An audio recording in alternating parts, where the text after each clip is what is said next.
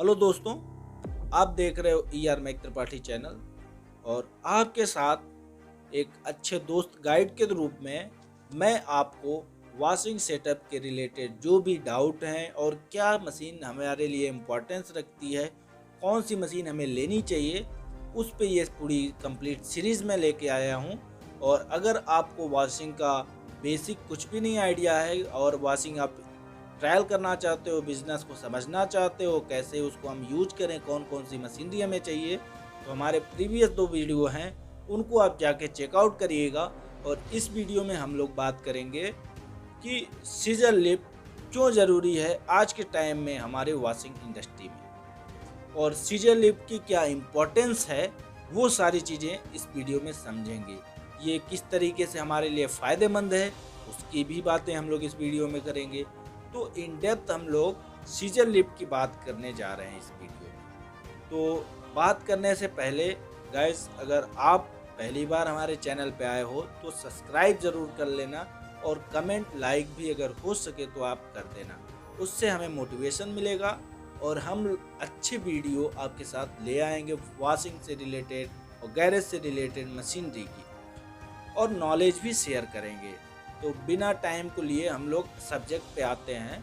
तो वॉशिंग का जो हम लोग सीजर लिफ्ट की रिक्वायरमेंट बता रहे हैं उसमें ये है, सबसे पहला रिक्वायरमेंट इसकी क्यों नीड है, क्योंकि वो कॉस्ट इफ़ेक्टिव है। कॉस्ट इफ़ेक्टिव किस मायने में है? पहला वो मायने है उसमें मेंटेनेंस कॉस्ट बिल्कुल नेग्लेजिबल है। नेग्लेजिबल मैं इसलिए बोल रहा हूँ कि अगर आपको 3 से 4 साल जाते जाते अगर छोटा मोटा सर्विस कराना पड़ रहा है तो वो बिल्कुल निगलेजिबल हमारी कॉस्ट मानी जाती है, रदर देन इनकम के हिसाब से। अगर वो इनकम करा रहा है ईयरली बेसिस पे 2 ईयर 3 ईयर और कोई प्रॉब्लम आती है तो वो निगलेजिबल कॉस्ट कही जाती है। दूसरी चीज़ है ये पोर्टेबल होता है, इसके लिए आपको एक्स्ट्रा कोई भी एक्टिविटी करने की ज़रूरत नहीं पड़ती है। नॉर्मल फ़र्श पे आपके पास अगर फ़र्श है, वर्कशॉप है, तो वहाँ पे आप नॉर्मल फ़र्श जैसे आप घरों में बनाते हैं उस तरीके की फ़र्श पे ये लिफ्ट इंस्टॉल हो जाती है। दूसरी फ़ायदा। तीसरी फ़ायदा ये है कि इसमें एक्स्ट्रा कोई भी मशीनरी यूज़ नहीं होती है, केवल एक सिंगल पावर पैक के हेल्प से हमारे जो ऑपरेशन होते हैं वो परफॉर्म हो जाते हैं।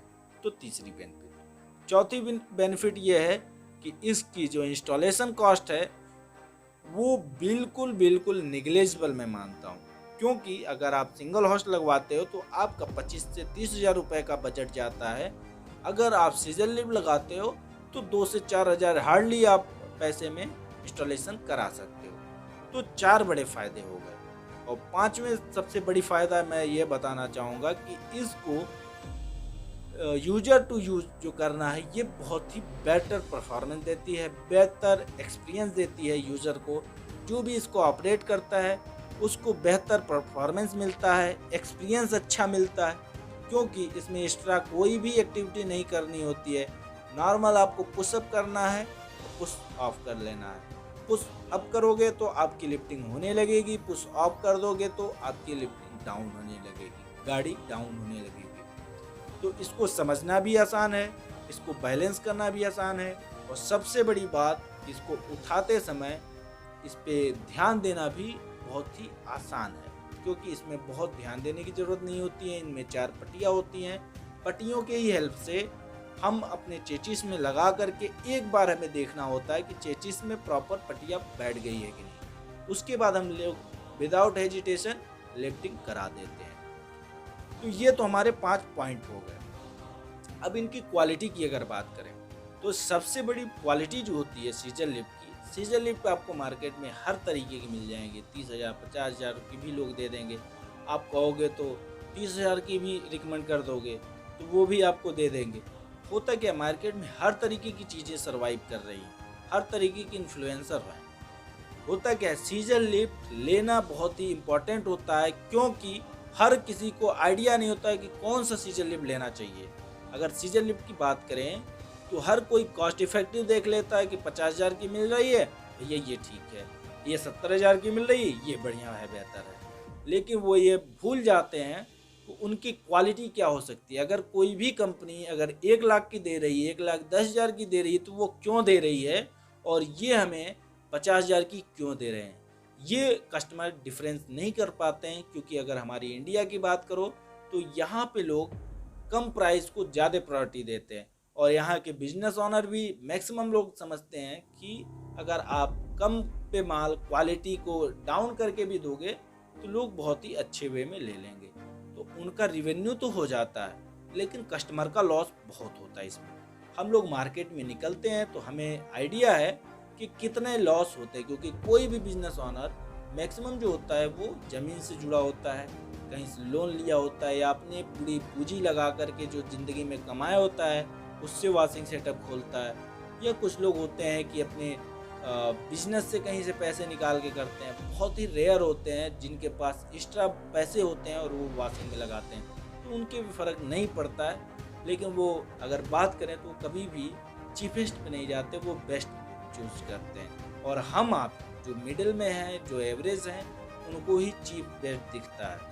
तो उसी तरीके से लोग भी मार्केट में इन्फ्लुएंस करते हैं, उनको बाई करा देते हैं। जैसे सीजर लिप की बात करें तो उसमें 3-4 पॉइंट होते हैं। सबसे बड़ी बात, उसकी पिस्टन की लाइफ क्या है। अगर आप चीप या कम प्राइस वाली सीजर लिप लेते हो तो वहाँ पे आपका जो पिस्टन होता है उसकी लाइफ, जो जैसे कहते हैं ना ड्यूरेबिलिटी, वो बहुत ही नैरो होती है। मतलब 2 साल 1.5 साल चल जाए तो पिस्टन डाई हो जाता है। उसके बीच में कहो 2-2 3-3 बार सर्विस भी करानी पड़ सकती है। इवन ये भी कंडीशन आती है कि 2-2 3-3 बार सर्विस आप कराओगे, फिर फ्रस्ट्रेट होकर सिलेंडर भी बदलोगे, फिर सिलेंडर बदलोगे, ऐसे करते रहोगे और चीज़ें होती रहती है। नॉर्मल कभी नहीं होती। क्यों? क्योंकि पिस्टन जब भी आप लेने जाओगे फिर 5,000, 10,000, 15,000 की वेरिएशन दिखेगी। फिर आप सोचोगे 15,000 का नहीं, मैं 5,000 का लगा लेता हूँ। हर महीने, 6 महीने, साल भर में आप परेशान रहोगे उस सीजर लिप से। और दूसरी चीज़ होती है कि आपकी पावर पैक बहुत ही जैसे हार्ड होती है हमारे सीजर की। अगर सीजर लिप के पावर पैक में इशू आ गए, मोटर में इशू आ गए, तो सीजर लिप जो भी आप अमाउंट लगाए हो, एक्स अमाउंट, जैसे मान लो मैं 50,000, 70,000 या 80,000 बोल दूँ, वो पैसे आपके डूब गए। अब फिर आपको 30,000 रुपये, 40,000 रुपये लगा करके फिर से पावर पैक लेना होगा। क्योंकि दूसरी बार कोई भी देता है तो वो जानता है कि आप फंस चुके हो, तो वो आपको प्राइस भी ज़्यादा बताता है। तुरंत तो कहेगा कि नहीं मैं आपको इतने में दे दूंगा, मैं तो फ्री में दे दूंगा।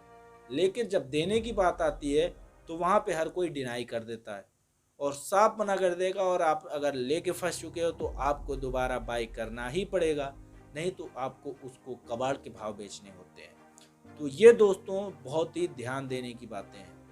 तो सीजर लिप में हमेशा केस सेंसिटिव होता है। आपको यहाँ पे बहुत ही सेंसिटिव तरीके से डिसीजन लेना होता है अगर सीजर लिप लगवाने जा रहे हैं। सीजर लिप बेहतर भी होता है, लेकिन ठगी मार्केट में बहुत ज़्यादा है, क्योंकि यहाँ पे हर तरीके की वेरिएशन आपको दिखेंगे। अगर यूट्यूब पे आप मेरे चैनल के बजाय एक्स बहुत सारी चैनलों पे जाएंगे तो वहाँ पे कहीं पे आपको 50,000, 30,000, 80,000, 70,000 इस तरीके की वेरिएशन दिखती है। अब इन पे आपको डिसाइड करना है कि कौन सा बेहतर होगा। लेकिन क्वालिटी की बात करें और एक्सपीरियंसेस की बात करें तो कुछ जो कंपनियां हैं वो आपको बेहतर देती हैं, और बहुत सारी कंपनियां ऐसी हैं जो आपको केवल 1 टाइम इन्वेस्टमेंट देख के देती हैं। उनको सर्विस से कोई इशू नहीं होता है, कस्टमर से कोई नहीं होता है, क्योंकि उनको पता है कि अगर एक बार देंगे 2 साल बाद फिर वो आएगा वापस मेरे पास।